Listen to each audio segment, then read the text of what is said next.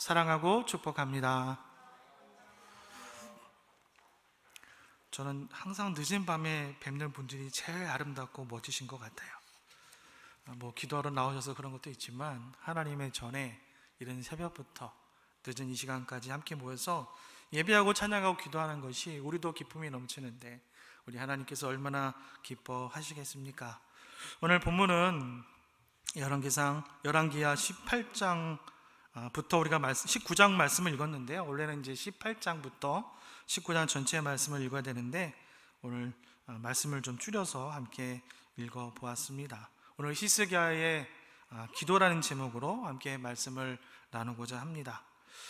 남유다의 히스기야 왕은 그 누구보다도 하나님 앞에 칭찬을 받는 왕이었습니다. 그 나라를 약 30년간은 다스렸는데요, 정말 하나님께서 기뻐하시는 일, 그 누구보다도 일을 많이 하는 왕이었고, 또 그만큼 하나님의 은혜도 풍성하게 많이 받았고 또 많이 누리는 그런 왕이었습니다. 열왕기하 18장 7절 말씀해 보니까 이런 말씀이 있어요. 여호와께서 그와 함께 하심에 그가 어디로 가든지 형통하였더라. 그냥 하나님께서 함께 동행해 주셨기 때문에 그가 어디를 가든지 어느 곳에 있든지 그가 항상 형통하더라 라고 말씀을 합니다. 여러분, 우리도 항상 하나님께서 동행하여 주시고 또 늘 하나님과 함께 버타면서 날마다 형통한 은혜만 누리면 얼마나 좋겠습니까? 그런데요, 이 히스기야라고 해서 여러분 힘이 들고 어려운 일이 없지는 않았다는 것이지요. 하나님이 함께 하셨던 믿음의 사람 이 히스기야 왕에도 일생일대에 아주 큰 위기를 맞이하게 되는 것입니다.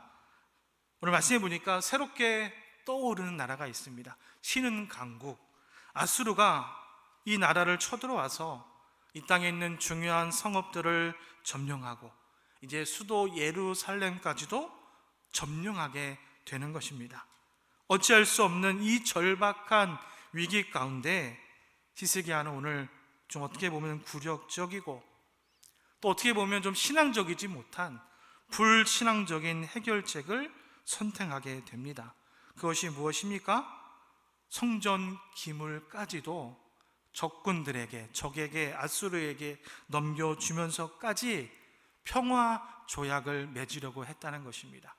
이 땅에 있는 모든 것을 뺏기게 되고 점령되게 되니 이제 좀 평화 조약을 맺어서 온 백성들과 또 히스기야 왕까지도 그 마음에 아마도 평안을 찾으려고 했다는 것이 아닐까 하는 생각을 하게 됩니다. 그런데요, 오늘 본문이 아니라 앞장에 있는 18장 15절과 16절의 말씀을 한번 보십시오. 그 평화 조약을 맺는 과정이 나오는데 특별히 15절 말씀에 보니까 이런 말씀이 있어요. 여호와의 성전과 왕국 곳간에 있는 무엇을 주었다고요? 은을 다 주었고, 또 18장 16절에 또 그때 유다 왕 히스기야가 여호와의 성전 문의 금과 또 자기의 모든 기둥에 입힌 금까지도 벗겨서, 있는 금과 금 기둥에 입혔던 금까지도 다 벗겨서 모두 다 아수르 왕에게 주었더라 라고 말씀을 합니다. 여러분, 어떻게 보면 말이 좋아서 평화 조약이지 어떻게 이게 평화 조약이겠습니까? 사실상 나의 가진 모든 것을 드릴 테니까 제발 목숨만큼은 좀 살려주십시오 하는 애원을 하는 거죠. 여러분, 누가 지금 주도권을 갖고 있습니까? 평화협정을 맺었더라면 양 나라마다 동일한 그런 힘을 가져야 되는데 주도권을 한 나라가 계속해서 가지고 있다는 것입니다. 공평한 그런 조약이 아니라는 것이지요.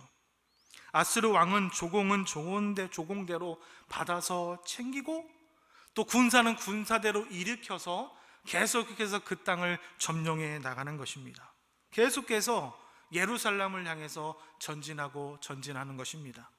이때 적군의 지휘관 랍세게가 압도적으로 승리를 계속해서 이루고 있는 상황이다 보니까 아주 기고만장하게 끝이 없습니다. 랍사게는 남유다의 고관들과 백성들 앞에서 연설을 할 때마다, 모든 백성들을, 모든 정치인들을 모아놓고 연설을 할 때마다 히스기야 왕을 조롱합니다. 백성들을 협박합니다. 그리고 심지어는 하나님을 비방합니다. 하나님을 모함하기까지 하는 것입니다. 사랑하는 성도 여러분, 이 얼마나 치욕스러운 상황입니까? 하지만 그 누구도 감히 나서서 그 앞에 맞서는 사람이 한 사람도 없다는 것입니다. 더군다나 오늘 이 랍사게가 하는 말 한마디가 이 백성들의 그 마음을 아주 날카롭게 후벼 파는 그런 내용들이었기 때문에 백성들은 입을 벌려서 그 누구도 대항할 수가 없었다는 것이지요. 여러분, 왜 그럴까요? 왜 그 누구도 나서는 자가 없을까요? 왜 그렇게 평화 협조까지, 조약까지 맺었음에도 불구하고 왜 그렇게 아무 말 하지 못하고 있는 것일까요? 남유다 백성들 역시 그들에게도 의심하는 마음이 있었기 때문입니다. 무엇입니까? 이런 생각을 했다는 거예요. 과연 우리 하나님께서 우리를 건져 주실 수 있으실까? 과연 하나님께서 우리를 구해 주실까? 이대로 그냥 우리를 내버려 두지는 않으실까? 그래서 그 누구도 선뜻 이런 마음 때문에 나설 수가 없었다는 것입니다.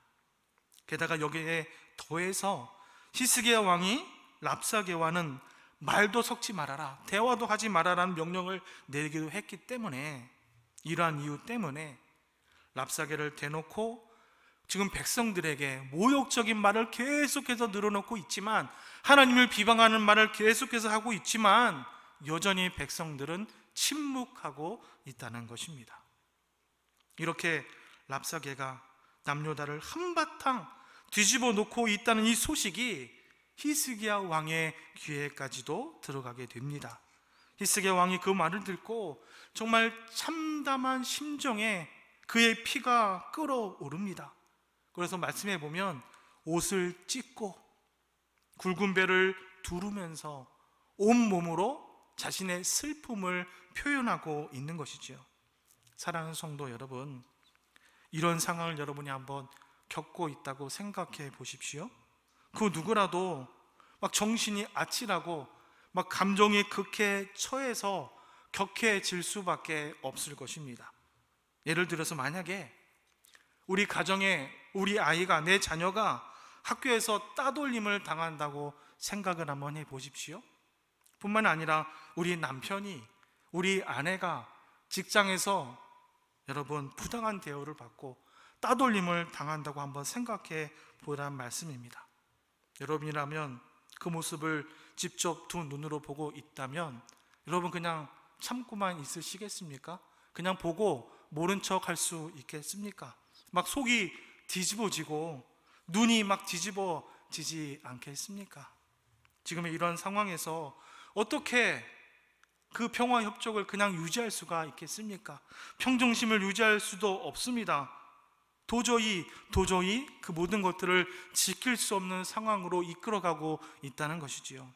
오늘 히스기야 왕은 동일한 생각을 했습니다. 지금 나라가 큰 위기에 처했는데 나라의 주요 도시가 모두 점령을 당하고 수도까지 포위를 당했는데, 말하자면 적국의 군사들이 우리 집 안방까지 쳐들어와서 큰 소리를 뻥뻥뻥뻥 치고 있는데 그 모습을 보고 어떻게 내가 아무 말도 할 수 없겠습니까? 이 지경이 됐는데도 나라의 왕이라는 사람이 정말 아무렇지도 않은 듯 여러분, 우리나라 국가대표 축구가 4강에서 패했잖아요. 근데 감독이 막 웃어서 많은 사람들이 비방을 하고 있는데, 마치 그처럼 온 백성들이 고통을 당하고 아픔을 당하고 어려움에 처했는데 왕이라는 사람이 어찌 가만히 앉아 웃으면서 잔치를 벌일 수가 있겠습니까? 그래서 옷을 찢고 굵은 배를 두르고 도저히 견딜 수 없어서 그런 가운데 그의 감정을 쏟아내고 있다는 것입니다. 사랑하는 성도 여러분, 지금까지 제가 말씀드린 이러한 내용들은요, 사실 생각해 보면 누구든지 할 수 있는 반응이라는 것입니다. 지극히 일반적인 반응입니다. 여러분들도 분노할 수 있고, 여러분도 옷을 찢으면서 분노할 수 있고, 화를 얼마든지 낼 수가 있습니다. 그러나 중요한 것은 화를 내고 분노하는 것, 그 다음의 일이 중요하다는 것입니다. 다음의 행동에서 왜 하나님이 그토록 히스기야 왕을 칭찬하셨는지, 왜 우리가 히스기야 왕을 정말 믿음의 사람으로 기억하고 있는지, 그 이유가 나타나 있다는 것입니다. 오늘 본문의 말씀은 아니지만 우리 19장 조금 위에 올라가면 4절 말씀이 있습니다. 열왕기하 19장 4절 말씀, 한 절 말씀인데 조금 길어요. 우리 목소리를 합해서 함께 읽어보도록 하겠습니다.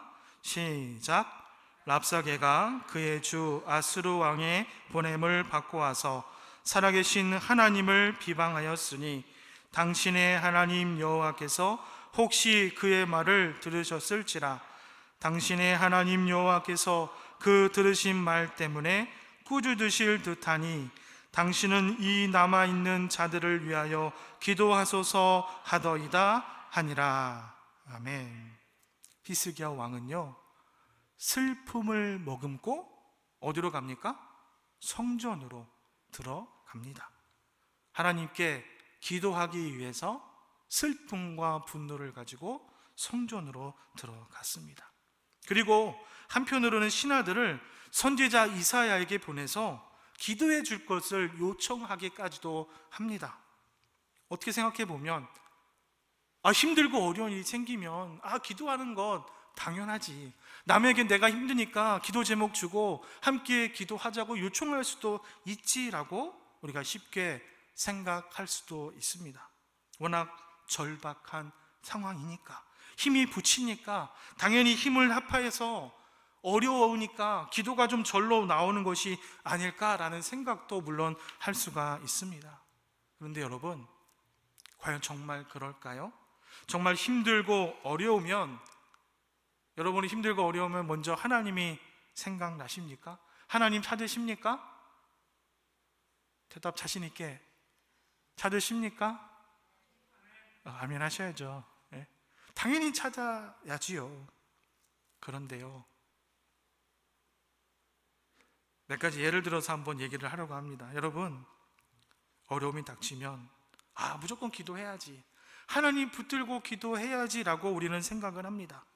만약에 여러 가지 인생의 고통이 우리로 하여금 무조건 정말 자동적으로 내가 힘들고 어려울 때 하나님을 찾게 우리 인간의 메커니즘이 그렇게 만들어졌다면, 내게 힘들고 어려운 일이 있고 자식이 내 말을 듣지 않고 남편이 속이 썩일 때 하나님을 찾아야 되는데, 신앙의 성장은 어떻게 보면 고통과 정비례되어서 우리가 고생을 많이 하면 할수록, 힘든 일을 내가 많이 겪으면 겪을수록 하나님을 찾는다면 우리의 신앙이 그만큼 더 좋아져야 되지 않겠습니까? 물론 고통을 겪을 때, 물론 평소보다 하나님을 더욱 찾을 것입니다. 분명히 의지하는 분도 계실 것입니다. 하지만 그렇지 않는 분도 분명히 있다는 것이지요. 고통과 절망으로 인해서 하나님을 원망하고 하나님을 배반하고 하나님을 떠나는, 하나님을 저주하는, 급기야는 저주하면서 떠나는 사람도 분명히 있다는 것입니다. 적지 않게 있다는 것입니다. 누가 그렇습니까? 바로 이스라엘 백성들이 그랬고, 우리가 잘 알고 있는 욥의 아내도 그랬고, 심지어는 예수님을 그처럼 따랐던 예수님의 12 제자도 그랬다는 것입니다. 여러분, 이스라엘 백성들의 경우에는 너무나도 그런 이력이 너무너무나 많아서 우리가 예를 들어서 말하는 것도 민망스러울 정도로 그들이 힘에 부치고 어려울 때마다 하나님을 배반했습니다. 하나님을 멀리 떠났습니다. 이스라엘 백성들은 아주 작은 고난에도, 작은 슬픔에도 상습적으로 하나님을 원망하고 하나님을 떠났습니다. 또 욥의 아내는 어떠합니까? 그에게 고통이 찾아왔을 때 정말 노골적으로 하나님을 비방하고 돌아섭니다. 그녀가 무슨 말을 했습니까? 욥의 아내가 남편에게 말하기를 하나님을 욕하고 죽어라. 무슨 말입니까? 표면적으로는 남편에게 하는 말이에요. 당신 하나님을 욕하고 죽으세요. 그런데 사실상 이 말은요, 하나님을 향해서 하는 말과 다를 바 없다는 것입니다. 하나님을 욕하고 죽어버려라. 하나님을 향한 중호심이 그 말 속에 가득 담겨 있지 않습니까? 욥의 아내는 그렇게 고통 앞에서 하나님께 욕을 하는 여인이었습니다. 하나님을 저주했습니다. 예수님의 12제자는 어떠합니까? 우리가 잘 아는 것처럼 유도 지도자들이, 정말 로마 병사들이 예수님을 잡으러 왔을 때 너나 할 것 없이 다 모두 다 도망가 버리고 말았습니다. 특별히 예수님의 수제자, 첫째가는 제자라고 할 수 있는 베드로는 심지어 맹세까지 하지 않습니까? 나는 예수님을 모른다. 적극적으로 부인했습니다. 그것도 3번씩이나 부인했습니다. 그것도 예수님을 저주하면서 부인했다는 것입니다. 여러분, 이처럼 이스라엘 백성들은 하나님을 원망했고 욥의 아내는 하나님을 증오했고 예수님의 12제자는 고통 앞에서, 어려움 앞에서 예수님을 부인했습니다. 그런데 어떻게 고통이 무조건 우리를 하나님께로 이끈다고 그 누가 자신 있게 말할 수 있겠습니까? 결코 그렇지가 않다는 것입니다. 물론 제일 먼저 주님을 찾으면 그것만큼 좋은 것이 없겠지요. 하지만 오늘 고통은 우리로 하여금 하나님과 점점 멀어지게 만든다는 것입니다. 하나님께 기도했고 또 다른 사람께 기도 제목까지도 부탁을 했습니다. 이것만 해도 얼마나 대단한 일인지 모릅니다. 그런데 이거보다 더 중요한 것이 있습니다. 그것이 바로 오늘 히스기야 왕의 기도 제목이라는 것입니다. 오늘 히스기야 왕이 뭐라고 기도했는지 오늘 우리가 함께 읽었던 본문의 말씀을 다시 한번 눈여겨보시기를 바랍니다. 오늘 본문 말씀 19장, 우리 아까 읽었던 말씀 19장 4절 말씀을 다시 한번 생각해 보십시오. 히스기야 왕은 랍사게가 살아계신 하나님을 비방했다고 하면서 분노했다는 것입니다. 여러분, 비슷한 장면 하나 떠오르는 장면 없습니까? 하나님께, 살아계신 그 하나님을 비방했을 때 히스기야 왕이 분노를 했는데, 여러분 비슷한 장면 하나 떠오르지 않습니까? 바로 골리앗이 하나님을 모욕했을 때 다윗이 했던 말과 비슷하지 않습니까? 누가 살아계신 하나님의 군대를 모욕하는가? 하나님의 군대를 모욕하는 골리앗을 향해서 다윗이 등장하지 않습니까? 다윗 앞에는 골리앗이라는 거인이 서 있었고, 오늘 히스기야 왕 앞에는 아수르라는 강대국이 서 있다는 것입니다. 거인 골리앗 앞에서 그 누구도, 여러분, 맥을 추지 못했습니다. 그 누구도 저항하지 못했고, 강대국 아수르 앞에서 얼마나 많은 나라들이 그들 앞에서 무릎을 꿇고 있습니까? 전쟁 한번 제대로 치어본 없는 소년 다윗이 무슨 수로 골리앗과 싸워서 이길 수가 있고, 힘이 없는 남녀다가 감히 어떻게 강대국 아수르에게 대항할 수 있겠습니까? 지금 이대로라면 꼼짝할 수밖에 없는 목숨입니다. 아무것도 할 수가 없다는 것입니다. 그런데 오늘 다윗과 히스기야는 이 와중에도 불구하고 하나님께 기도했다는 것입니다. 하나님을 찾았다는 것입니다. 당장에 내 목숨이 위태위태한데, 오늘 죽을 수도 있고 내일 죽을 수도 있는데, 그것보다 하나님의 그 영광에 나 자신의 마음을 더 힘쓰고 있다는 것입니다. 목숨이 달린 그 위기의 상황에서 여러분, 이러한 반응을 보인다는 것, 정말 이 두 사람, 다윗도 히스기야 왕도 평소에 어떠한 모습, 어떠한 삶의 태도로 그가 살았었는지, 살아가고 있는지, 하나님을 어떻게 대하고 있는지 우리에게 보여주는 결정적인 증거라고 우리가 볼 수 있다는 것이지요. 그래서 하나님은 다윗을 향해서 이렇게 얘기합니다. 다윗을 향해서 너는 내 마음에 쏙 드는 사람이다 라고 이야기를 합니다. 그런데요, 오늘 이 히스기야 왕을 통해서 하나님께서 이렇게 말씀을 하시죠. 다윗과 같은 자라, 너는 다윗과 같은 내 사랑하는 자라고 하나님께서 인정해 주시고 있다는 것입니다. 이렇게 히스기야 왕은 그의 인생의 큰 위기의 상황 속에서도 하나님께 자신의 마음을 두었습니다. 하나님의 영광만을 생각했습니다.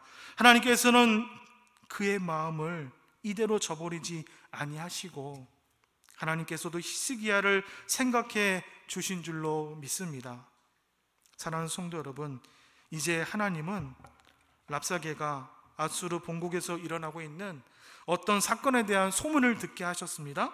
그래서 랍사게는 아수르 왕을 보좌하기 위해서 일단 군사들을 데리고 자신의 나라로 돌아가게끔 주님께서 만들어 주셨습니다. 그 덕분에 히스기야 왕과 백성들은 한숨을 돌릴 수가 있었습니다. 하지만 이것도 잠시뿐이었죠. 얼마 지나서 또다시 아수르 왕이 히스기야에게 사자를 보냈고 또다시 히스기야 왕을 조롱합니다. 또다시 협박합니다. 또다시 하나님을 비방합니다. 그러나 히스기야 왕은 이번에도 역시 하나님을 찾습니다. 하나님께 기도합니다. 하나님께 문을 두드립니다. 여호와의 성전에 올라가서 하나님 앞에 간절히 기도했다는 것입니다. 오늘 본문의 내용 19장 14절부터 19절까지 말씀을 한번 보겠습니다. 특별히 14절 말씀, 19장 14절 말씀을 보십시오.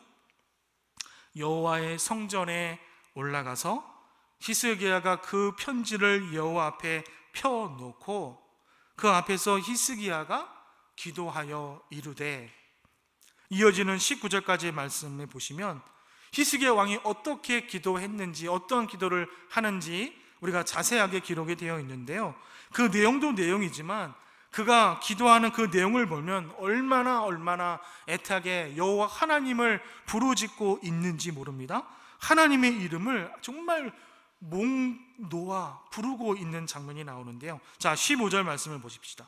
15절 말씀에 보면 이스라엘의 하나님 여호와여, 16절 말씀입니다. 여호와여 귀를 기울여 들으소서, 여호와여 눈을 떠서 보시옵소서. 17절에도 똑같이 말합니다. 여호와여. 마지막 19절 우리 하나님 여호와여. 여러분, 이 짧은 기도 속에서 히스기야 왕은 하나님의 이름을 계속해서 연거푸 몇 번 부릅니까? 5번이나 부르고 있지요. 여호와여 여호와여 여호와여 여호와여 여호와여 5번이나 부르고 싶습니다. 얼마나 간절했으면, 얼마나 평상시에 하나님을 의지했으면 그렇게 여호와 하나님의 이름을 부르짖고 있겠습니까? 아수르 왕이 2번씩이나 사람을 보내서 하나님을 의지해봤자 너희들은 아무런 소용이 없을 것이다 라고 비웃었습니다. 아닌 게 아니라 현재 히스기야 왕의 그의 상황을 보면 정말 이 아수르 왕의 말처럼 정말 의지할 것 하나가 없다는 것입니다.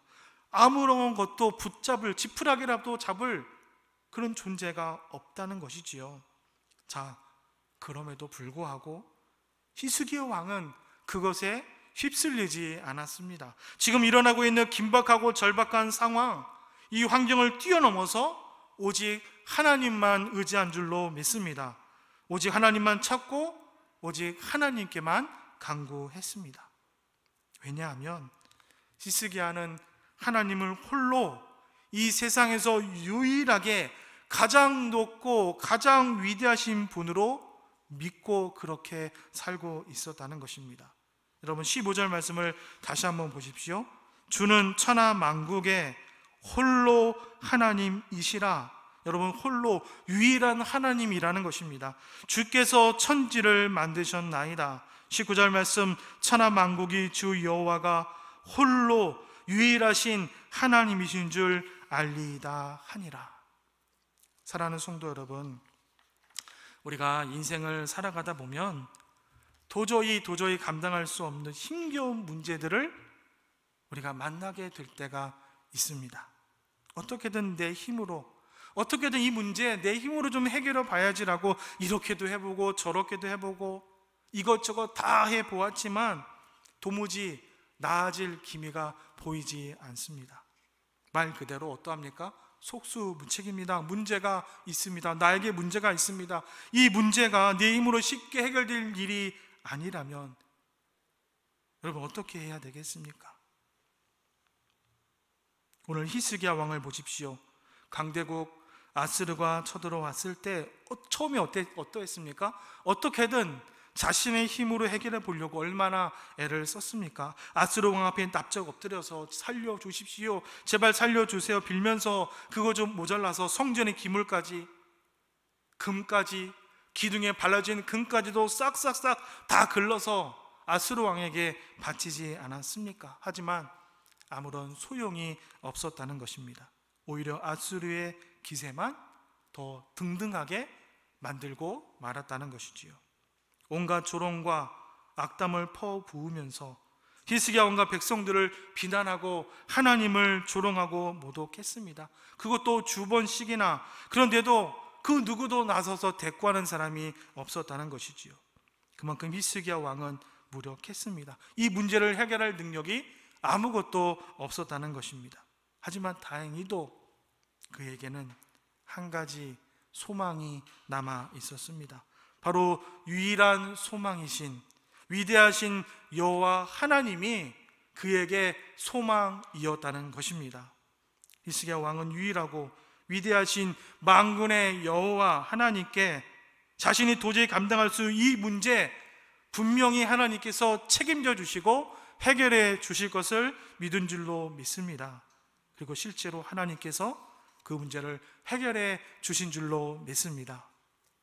사랑하는 성도 여러분, 히스기야 왕에게는 소망이 있었습니다.